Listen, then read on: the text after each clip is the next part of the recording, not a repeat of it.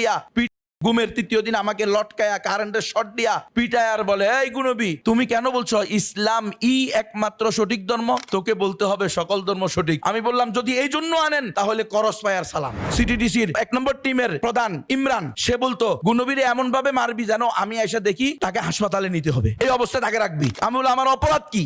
তোর অপরাধ তুই জানোস না? তোর বাপে কি করে? আমি আমার আব্বা কৃষক। ও তুই কৃষকের বাচ্চা, তুই কৃষকের বাচ্চা এত জোরে জোরে কথা বললি কে? এই কথা আমার পিটাইতেছে। 10 দিন ঘুম রেখে 11তম দিন রাতের বেলা আমাকে মিরপুর 1 নম্বর কাঁধে একটা এই ব্যাগ ঝুলিয়ে দেওয়া হয়। এই ব্যাগের ভিতরে বিভিন্ন লিফলেট, হ্যান্ডবেল, বই যা আমি কোনোদিন দেখি নাই, এমনকি এমন ব্যাগ আমি কোনোদিন ব্যবহার করি নাই, এই ব্যাগ আমাকে ঝুলাইয়া দেওয়া হয়েছে। সেখানে নিয়ে আসার পর আমাকে বলে খবরদার কোনো কথা বলতে পারবেন না, সাংবাদিকেরা আসবে, চুপ থাকবেন, আপনাকে ক্রস ফায়ার দেওয়ার কথা ছিল, বেঁচে গেছেন। 3 বারে 9 দিন রিমান্ড দিয়ে 7 দিন আলাতল পিটেছে প্রতিদিন, এমন কোনোদিন যায় নাই আমারে পিটায় নাই। অন্তত পক্ষে আমি চাই না আমার কোনো দুশ্মনও এই কারাগারে যাক। আল্লাহ রব্বুল ইজ্জতের দরবারে লাখ কোটি শুকরিয়া যে আমরা অনেক দেরিতে হলেও কারাবন্দীদের অধিকার নিয়ে কথা বলার সুযোগ পেয়েছি। এজন্য